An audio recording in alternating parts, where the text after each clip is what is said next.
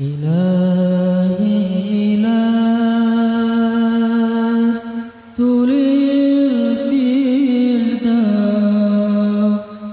أعلى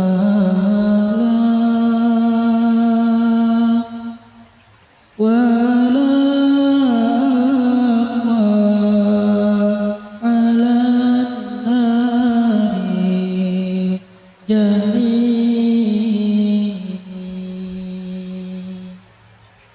فهب لي توبة واغفر ذنوبي فإنك غافر الذنب العظيم. Teman-teman sekalian, bait-bait kasidah itu ditulis dan dirangkai oleh para ulama adalah tentang pengakuan dosa seorang hamba. Ketika seorang hamba berada di puncak penyesalan dan merasa tahu diri bahwa dia adalah seorang hamba yang kotor, sehingga dia mengatakan, Ilahi lastu lil firdausi ahla. Ilahi, sesungguhnya saya tidak layak masuk ke surga Firdaus. Saya kotor, saya hina, saya penuh cela, saya banyak aib, saya banyak dosa. Sangat tidak layak saya masuk ke surga Firdaus-Mu ya Allah. Tidak ada satupun amal yang bisa saya banggakan sehingga menjadi jalan bagi saya masuk ke surga Firdaus-Mu ya Allah. Kita harus merasa diri kita rendah di hadapan Allah. Itulah kenapa kita sujud. Dan Allah suka kepada orang yang merendahkan diri di hadapannya. Itulah kenapa Allah suka kepada hamba yang bersujud. Seandainya pintu surga itu terbuka dengan kunci amal solih, saya tidak punya kuncinya ya Allah.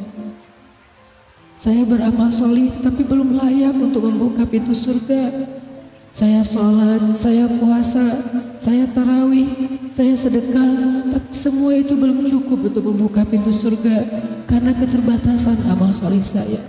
Masih banyak kesalahan dalam amal-amal yang saya kerjakan karena saya bodoh ya Allah. Lalu bagaimana nasib saya kelak di akhirat ya Allah?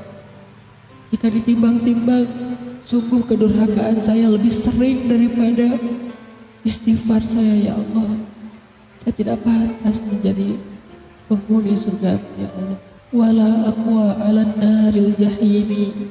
Tetapi saya juga tidak akan kuat dengan azab neraka jahim-Mu ya Allah.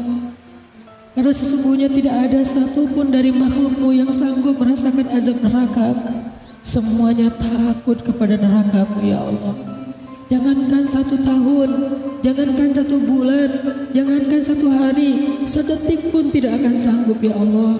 Karena saya mendengar sesungguhnya Rasulullah SAW bersabda, azab yang paling ringan bagi penduduk neraka adalah dipakaikan baginya sendal terompah dari api yang membakar kakinya sampai mendidihkan kepalanya. Itulah azab yang paling ringan di neraka untuk orang yang paling ringan berbuat dosa. Bagaimana dengan saya ya Allah?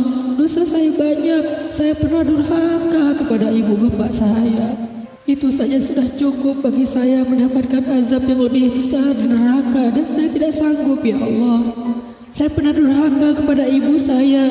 Saya marahi ibu saya karena satu kesalahan. Padahal saya lebih sering berbuat salah dibandingkan ibu saya. Tapi ibu memaafkan saya. Ketika di waktu kecil saya memecahkan barang-barang ibu saya memungut barang-barang itu sambil tersenyum, membelai kepala saya, mengatakan nasihat-nasihat yang baik. Sama sekali ibu saya tidak marah kepada saya saat itu. Tapi ketika telah dewasa, tidak sengaja ibu saya yang sudah tua renta kadang memecahkan barang saya, merugikan sedikit saja dari harta saya marah seperti setan ya Allah. Saya bentak ibu saya ya Allah, bahkan kadang membuat ibu saya terluka, kaget, takut.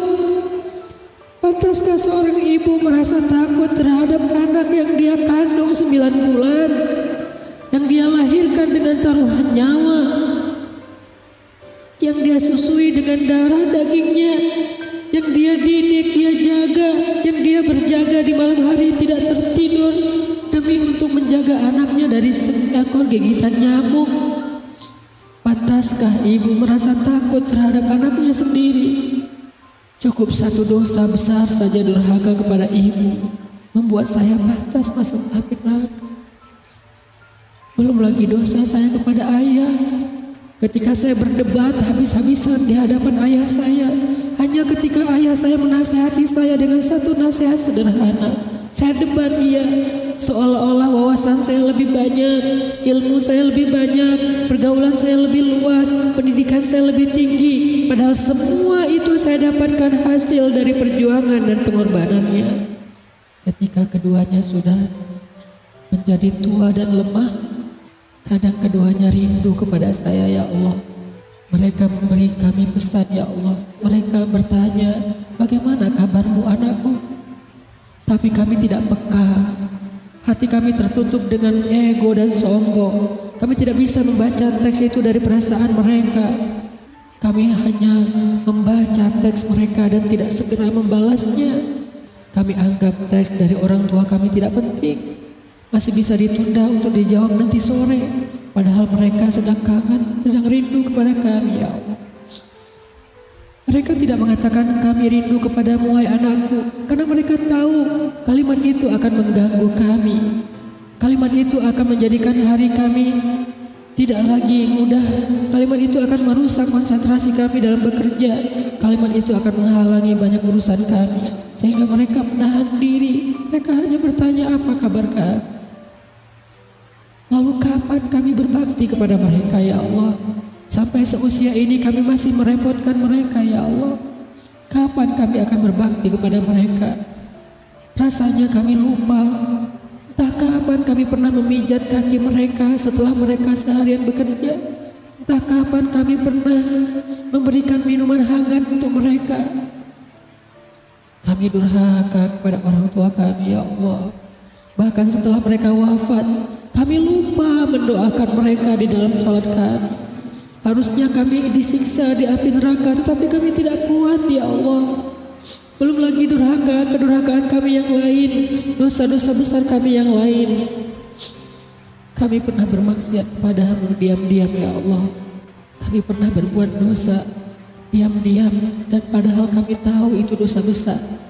Tapi kami tidak peduli, kami tidak takut kepadamu. Seolah-olah ancamanmu itu hanyalah mitos, seolah-olah ancamanmu itu hanyalah fiktif, seolah-olah apa yang kau firmankan di dalam Al-Quran itu tidak benar-benar ada.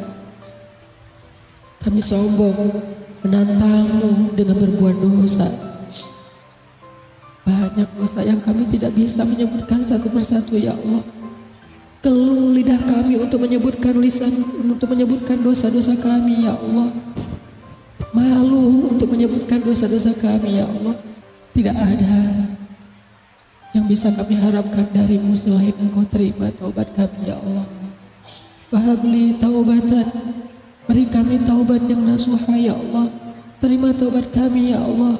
Kami belum berani meminta surgamu, kami juga tidak akan kuat dengan nerakamu. Kami meminta terimalah taubat kami, penyesalan kami, janji kami untuk kembali kepadamu, memperbaiki diri.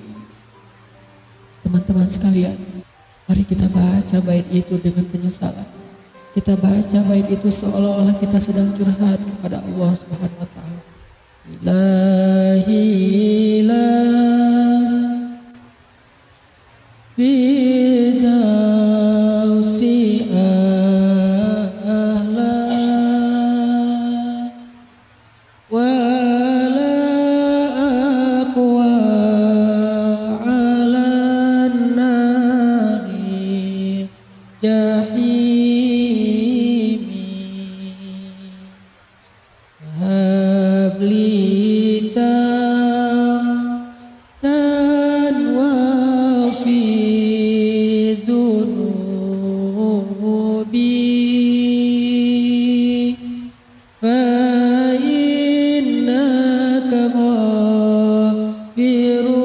الذنب العظيم فهب لي